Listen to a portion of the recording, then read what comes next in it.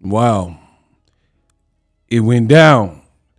After his win versus Brian Norman, Devin Haney goes on a full-fledged rant, this time targeting the whole entire Shawn Porter Way podcast in a brand new tirade that just hit the internet. In this video, I'm going to go after this leaked dialogue, let you know what was said, and give you guys my thoughts.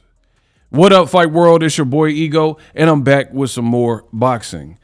Follow me on social media. I made this post. Devin Haney rips Shawn Porter, the Porter Way podcast, in an expletive-filled rant online. So, two guys who have sparred before in the past, definitely not seen eye to eye, and we'll get right into it. So I've included the tweets. Let me enlarge it so you can look at it easier. Somebody said, today Shawn Porter tells Devin Haney it's good he got Brian Norman Jr. early in his career. Right? And that was, I guess, something that went on the podcast. So basically, Brian Norman, inexperience, it was good for Devin Haney. Devin Haney seen this and responded, couch full of yes men. Coon bit ninjas, ban. I've made and accomplished more than all of them put together. I mean, I didn't watch the podcast, so I don't know what else was said or what solicited this particular response from Devin Haney. But it's funny for him to say couch full of yes men, and his team has a lot of yes men, just being real. You know what I mean? Where you never really hear constructive criticism from Devin's team at any point. Now, right now, there's not as much need for it because he's coming off a good performance. But there are points of his career, the Loma fight, Ryan Garcia fight, even with Ryan popping dirty, there's things that he could have done or been sharper with, or not even done. Like I told you from the beginning, when Ryan, before he popped dirty, I'm not saying it's Devin's team's fault that Ryan popped dirty, but if I was the manager on the team, there wouldn't have been no fight. Ryan missed weight by 3-4 pounds or whatever, 4.5 pounds, fight's over. Then it wouldn't have mattered what was in his system because there would have been no fight. And then if you really, really wanted to go forth and push through with the fight, you guys shook at the press conference $500K per pound. And then in the end, he gave you $650K and he missed weight by 4 pounds or whatever. So you should have got an additional like 1.5 from the infraction, and then you negotiated something way lesser. So that's two mistakes that the Haney's made. But again, the Haney acts, you don't really hear this from him. As far as him and Shawn Porter, that's their issue. I don't really know what caused this, but he's saying couch full of yes men, and I've accomplished more. And the other thing, I noticed Devin Haney always like references money. You know what I mean? I've made more and, you know, they accomplished more, whatever, but there's more to a man than like the bread you get. You can never forget that. Then a Twitter user says, I would like to see you go on their show, meaning Porter, and other platforms to discuss criticism. This type of remark toward them isn't the way a great champ like you should carry things. Holla at us, right? Devin Haney seen that, responded to that too. And he says, you cannot tell me how to respond. Shawn Porter been bashing me for years.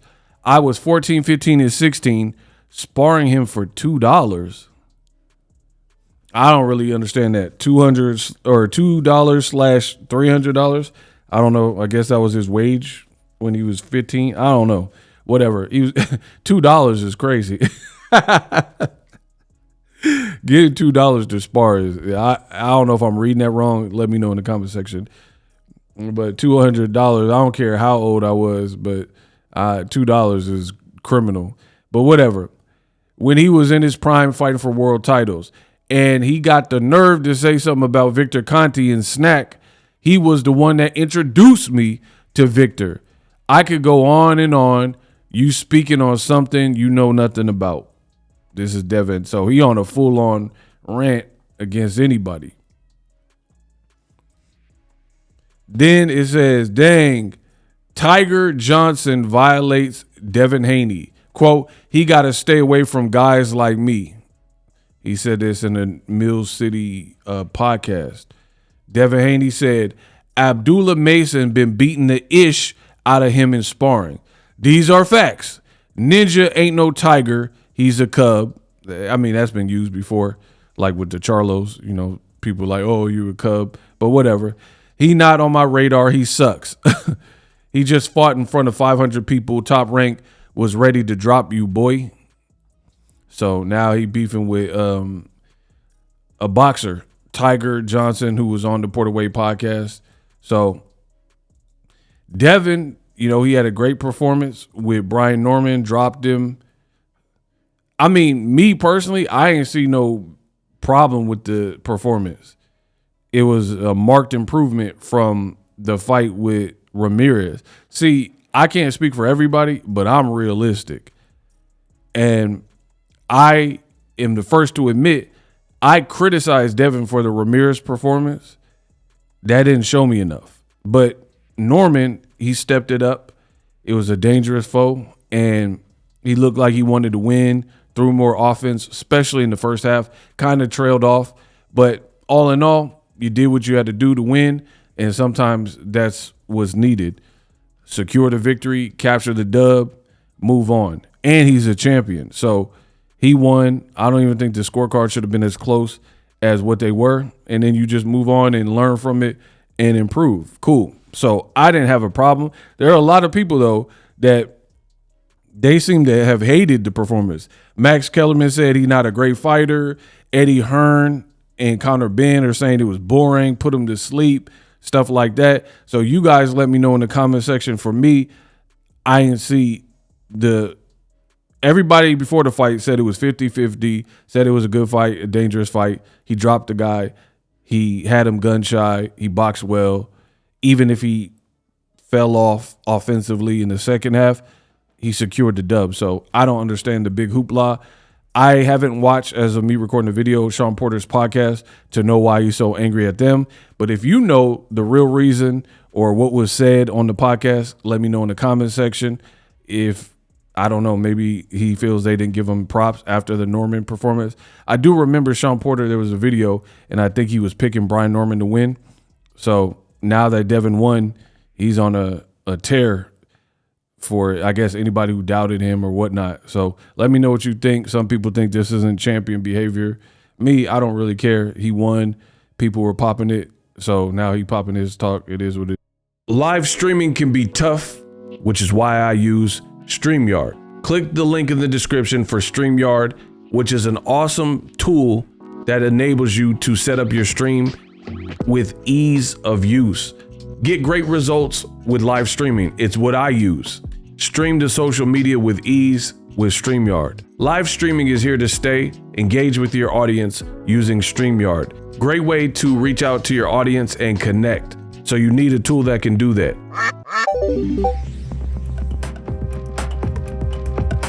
If you're new to YouTube and you're struggling to get views, one tool I can provide to you is TubeBuddy. I've been on YouTube over 10 years. I use TubeBuddy daily to crank out videos just like this one that you're watching. Learn how the pros do it with TubeBuddy. YouTube receives a lot of traffic, which also means a lot of creators, a lot of people putting out content. So you need to learn the ropes so you know how to separate yourself, especially if you're new. But even if you're a pro, use TubeBuddy. The link is in the description. Get more views, more subscribers, and a higher click-through rate, so ultimately you can realize all of your online goals. Use my affiliate link in the description and grow your channel fast.